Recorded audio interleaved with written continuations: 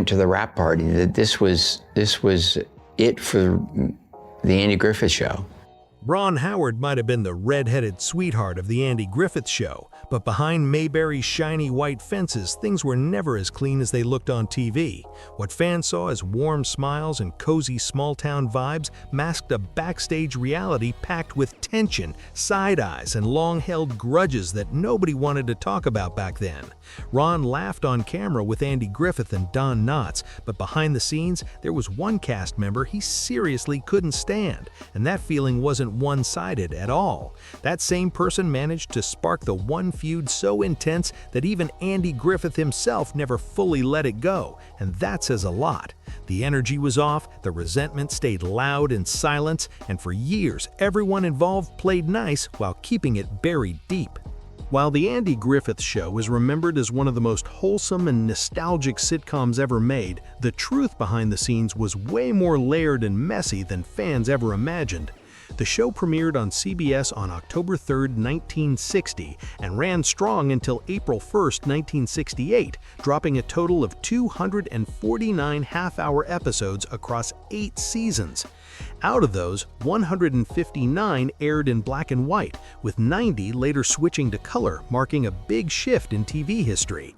On-screen, it sold the dream of a simpler time, but off-camera, personalities clashed, patience wore thin, and calm was sometimes just an act. The show actually kicked off as a backdoor pilot on The Danny Thomas Show, introducing viewers to Andy Griffith as Sheriff Andy Taylor, a widowed lawman raising his young son Opie in the quiet town of Mayberry, North Carolina. Ron Howard, still a child at the time, played Opie with a grounded charm that made America fall in love fast, and his role stayed respectful and age-appropriate throughout.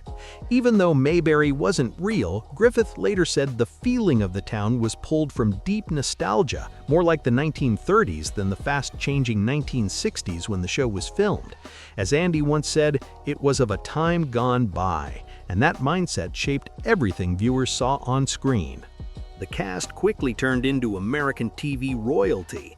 Don Knotts stole scenes as the overly eager but hilariously clumsy Deputy Barney Fife, while Frances Xavier's Aunt Bee brought steady warmth and old-school care into every episode. Ron Howard's Opie balanced innocence with surprising maturity, making the family dynamic feel real and relatable, at least from the couch. Together, they looked like the perfect small-town unit, locked in harmony and trust, or so the audience believed night after night. But behind the laughs and southern charm, The Andy Griffith Show wasn't immune to drama at all. Off-camera tension brewed quietly, especially when strong egos and very different personalities rubbed the wrong way. One particular feud between Andy Griffith and a fellow cast member stayed hidden for decades, carefully avoided in interviews and public appearances while the cameras kept rolling. Even in a place built on calm and kindness, friction found a way to grow, and Mayberry couldn't keep that secret locked up forever. Mayberry RFD kept the spirit alive, and even today, fans still pull up every year for a full-blown Mayberry Festival in Andy Griffith's hometown of Mount Airy, North Carolina.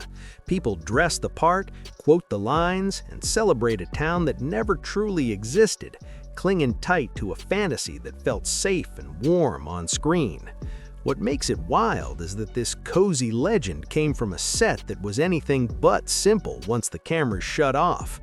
The myth of Mayberry stayed golden, even while the real story stayed locked away, whispered only behind closed doors.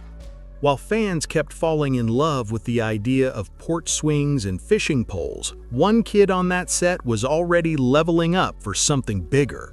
Ron Howard wasn't planning to stay frozen in time as Opie forever, even if America wanted him to. Quietly and steadily, he was building a future far beyond Mayberry, with his eyes set way past that front porch and into the heart of Hollywood. Today, Ron Howard is known as a heavyweight director with serious respect in the industry, but way before that glow-up, he was America's favorite red-headed kid on one of television's most iconic sitcoms. Born on March 1, 1954 in Duncan, Oklahoma, Ronald William Howard didn't stumble into show business by accident. He was born straight into it, surrounded by scripts, sets, and stage lights from day one. His father, Rance Howard, was an actor, writer, and director who later adopted the stage name Howard after being born Rance Beckenholt. At the time Ron entered the world, Rance was serving a 3-year term in the U.S. Air Force, juggling duty with creative dreams. Ron's mother, Jean Spiegel Howard, was also an actress, making entertainment a full family grind from the jump. This wasn't a hobby household, this was a craft household. Ron's background reflected classic American roots, with German, English, Scottish, Irish, and Dutch heritage all mixed together. That blend matched the clean-cut, relatable roles he'd later play on screen, giving him that all-American look people trusted instantly. Education-wise, his classroom was split between real schools and real studios. He was tutored on working sets like Desilu, then attended Burbank schools, including John Burroughs High School, keeping things balanced and age-appropriate while working as a child actor. He later stepped into USC's School of Cinematic Arts, one of the most respected film programs around, but he didn't stick around long enough to graduate. His path was already calling louder than textbooks, and the industry wasn't about to wait. Opportunities were stacking up fast, and Ron was already ahead of the curve. By just 5 years old, Ron Howard had already built a resume that most adults would envy. His first credited film role came in The Journey, and soon after, he started popping up everywhere. He appeared in The Twilight Zone, The DuPont Show with June Allison, Dennis the Menace, and The Many Loves of Dobie Gillis, proving he wasn't a one-trick kid. But everything changed in 1960 when he landed the role that locked him into TV history forever. Credited as Ronnie Howard, he became Opie Taylor, the son of Sheriff Andy Taylor, played by Andy Griffith, and stayed with the show for all 8 seasons. That role didn't just make him famous, it made him trusted by millions of families watching every week. Looking back, Howard once shared a memory from his very first days on set that showed how calm the environment felt for him. He remembered being focused on a toy turtle he had to pretend was real and dead, saying, "I remember him looking at that little turtle and talking to me about how it was kind of funny to have to pretend that it was dead." He added that the whole experience felt relaxed and gentle, setting the tone early on. That easy guidance, mixed with subtle humor, became the heartbeat of the series. Even though it aired in the fast-changing 1960s, The Andy Griffith Show leaned hard into old-school Americana. It felt timeless, nostalgic, and comforting, built to remind viewers of a calmer era. With Don Knotts delivering legendary moments as Barney Fife, Frances Bavier grounding the show as the wise and nurturing Aunt Bee, and a colorful lineup of Mayberry townsfolk filling out the world, the series became a must-watch staple in American homes. On the surface, it looked flawless, but behind that charm, real stories were quietly brewing, waiting for their moment to come out. Even though Andy Griffith's show never locked down an Emmy for Outstanding Comedy Series, it still got nominated 3 separate times, which says plenty on its own. Don Knotts and Frances Bavier carried that awards energy heavy, pulling in 6 acting Emmys between them, and proving the talent on that set was no joke. The trophies didn't pile up for the show itself, but the impact was loud, long-lasting, and impossible to ignore. And when Andy Griffith wrapped, Ron Howard didn't slow down for a second, not even close. Instead of fading into reruns, his career hit a whole new gear and kept pushing forward with real momentum. By 1974, Howard caught a second massive wave of fame when he stepped into the role of Richie Cunningham on Happy Days, a move that locked him into another generation's living rooms. What started as a segment on Love American Style flipped fast into a full-blown hit series, and suddenly Happy Days was everywhere. As the clean-cut, straight-laced Richie, Howard played the perfect contrast to Henry Winkler's leather-jacketed street-smart Fonzie, and that balance made the show crackle. Their chemistry wasn't just TV magic either, it was real on set, real off set, and fans could feel it every episode. Together, Howard and Winkler helped launch Happy Days straight into pop culture legend status, with catchphrases, styles, and characters that refused to fade. But even while the cameras rolled and the ratings soared, Howard was already thinking bigger. Acting was paying the bills, but his mind was drifting behind the lens where the real power lived. While filming Happy Days, Howard quietly started testing the waters as a director, learning the craft piece by piece. His first real shot came in 1977 with Grand Theft Auto, a low-budget action comedy he co-wrote with his father, Rance Howard. That one opportunity didn't just land in his lap either. It came through a smart deal with producer Roger Corman. Howard agreed to star in Eat My Dust in exchange for the chance to direct his own film, a move that changed everything. That one decision flicked his entire career path and opened doors that never closed again. From there, he kept sharpening his skills throughout the late 1970s and early 1980s, directing multiple made-for-TV movies for NBC. One standout project was the 1980 film Skyward, which starred screen legend Bette Davis and gave Howard serious credibility behind the camera. Then came the real breakout moment. In 1982, Howard directed Night Shift, a wild, fast-paced comedy featuring Shelley Long, Michael Keaton, and Henry Winkler. That film wasn't just a success, it was a statement. It marked Ron Howard's official arrival as a creative force behind the scenes, not just another former child actor trying his luck. From that point on, the momentum didn't slow down at all. By 1984, Howard was calling the shots on Splash, a romantic fantasy comedy starring Tom Hanks, Daryl Hannah, and Eugene Levy, setting the stage for one of the most impressive directing runs Hollywood would ever see. Levy and John Candy rounded out the cast, and Splash didn't just float, it exploded at the box office, and with critics too.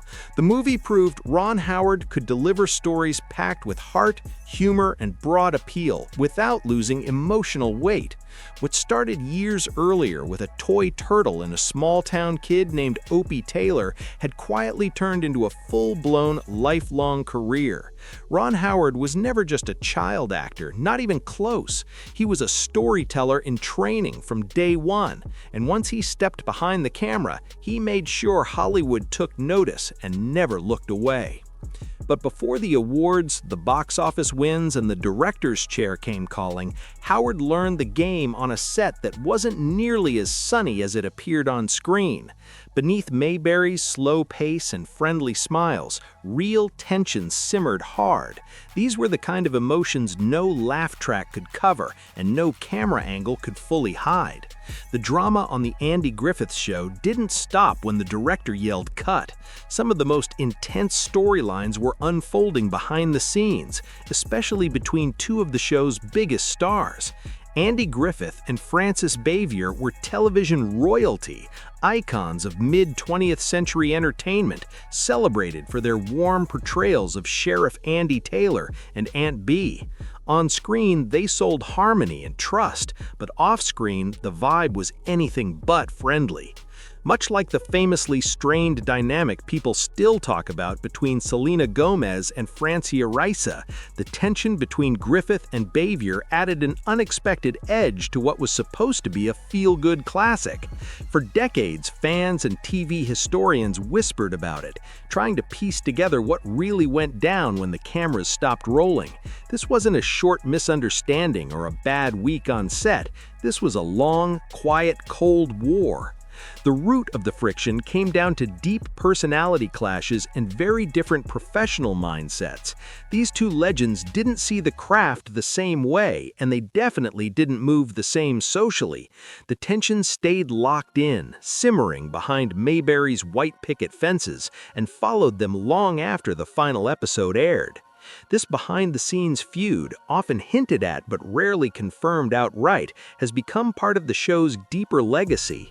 It adds a complicated layer to the rosy nostalgia fans associate with The Andy Griffith Show, reminding people that even the warmest TV worlds can hide sharp edges. At the center of it all was Andy Griffith himself, playing the calm and collected Sheriff Andy Taylor. With a steady voice and an easy smile, Sheriff Taylor kept peace in Mayberry without ever needing to raise his tone. He was a widowed father, a thoughtful lawman, and the town's moral compass, juggling parenting, policing, and neighborly disputes with effortless grace. His presence shaped the entire tone of the show, warm, grounded, and quietly heroic.